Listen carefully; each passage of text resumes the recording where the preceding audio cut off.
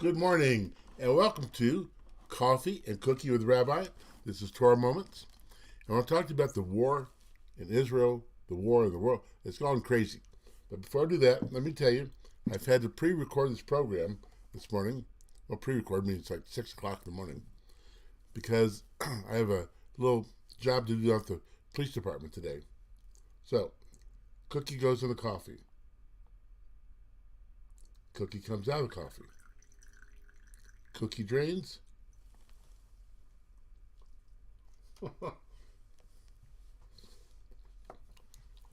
It never gets old.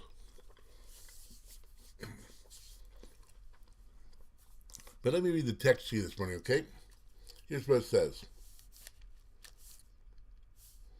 Starting verse. Well. And Yeshua said to them, Do you not see all these things assuredly, assuredly, I say to you, that one stone will be left upon another that shall not be thrown down.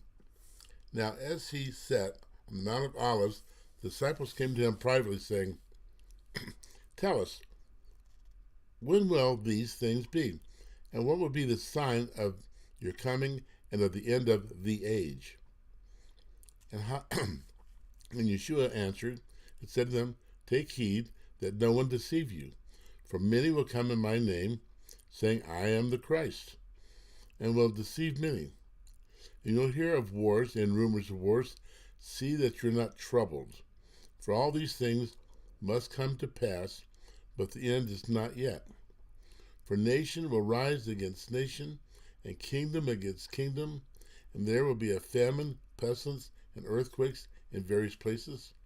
All of these are the beginning of sorrows. Then they will deliver you up to tribulation and kill you, and you will be hated by all nations for my name's sake. And then many will be offended, and many will be offended, will betray one another, and will hate one another. You know what all this means? It means there's no really good times ahead. If there's no new worldwide, global revolution for the Messiah, if there's no new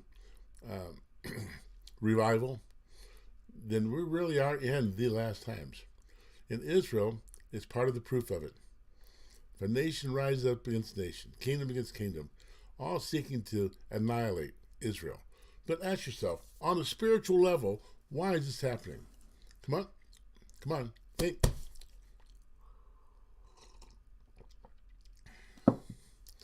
If there is no Israel, if there are no Jews, then there's no return of Yeshua. Think about it. From the very beginning, from the time of the Maccabees on, every attempt has meant to put a stop to the Messiah's coming. I mean, they even put a Muslim graveyard in front of the gate, beautiful, in order to stop his entrance. Nothing will stop the coming of the Messiah. And by the way, just so you know, Israel cannot be defeated as a people, but it can truly, truly suffer. And I mean, right now, there are hundreds and hundreds dead, and there's hundreds being taken as captives. For what purpose, we don't know yet. But let me suggest, if you would like to do something, look up, I'll put it to you in simple language, Ambulance Service of Israel, okay? And donate to the ambulance service. Because right now, with all the rockets and all the bombs, all the shootings, okay, they're running short on supply. Please consider, send a handful of dollars to the Ambulance Service of Israel. Okay? Magen David, Mogen David Ambulance Service. Anyway, look it up. But let me go back to this. Why, once again, all this is to stop the coming of the Messiah. Because remember what the apostle asked? What will be the sign of the end of the age? Not an age, but the age of mankind. That's right.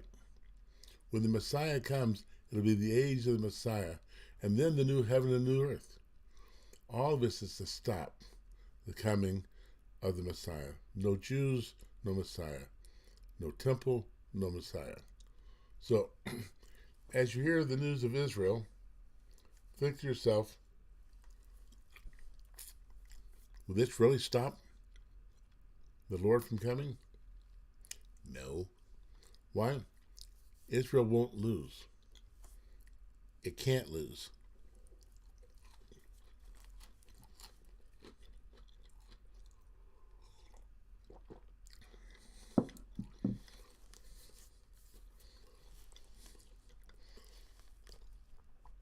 Think about it for just a moment with me.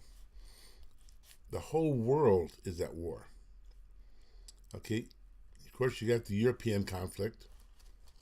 We got our internal conflict here. And believing the southern border is an invasion. Okay?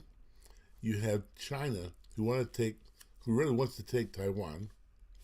Okay, this would be the perfect time for an attack. How many different fronts can we financially support? Or even support with our own resources, the military resources. So we are committed to helping Ukraine. We're committed to helping Taiwan. We're committed to helping Israel. The whole world, in one way or another, is at war.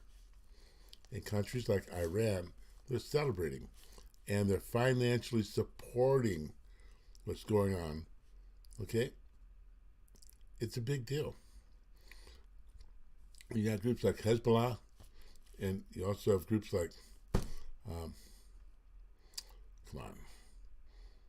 the word in English is violence, Hamas, okay? The whole purpose is to bring an end to Israel, to bring an end to the Jewish Messiah, bring an end to the Jewish people. It could be, if God wasn't in control, it could be Holocaust 2.0. Think about it. You're on a holiday. Next thing you know, your whole country's being invaded by murderers. They're not freedom fighters. They're not fighting to redeem a people. They're not fighting for the purpose of liberating the land. It's annihilation. And that's all it is. So, let me remind you, no Israel, no Messiah. No Jews, no Messiah. And God's already planned the Messiah, so Israel's not going anywhere. But she will, and is, suffering.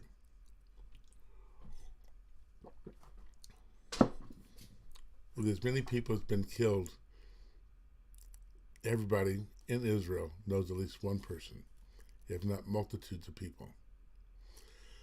So pray for the peace of Israel, not a truce, peace. It has to be. So, like I said, I had to record this early, so I have to let it go early. But Israel is at war, the world is at war, and the Messiah is coming. And when he does, everything will be straightened out. And those who deserve punishment will be punished, and those who deserve to be liberated will be liberated.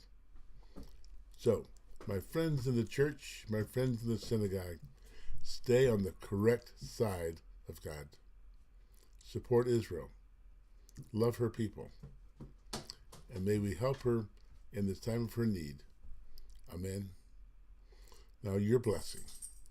May the Lord bless you and keep you and cause his face shine upon you and be gracious unto you and lift up his countenance to you and may he give you peace. Amen.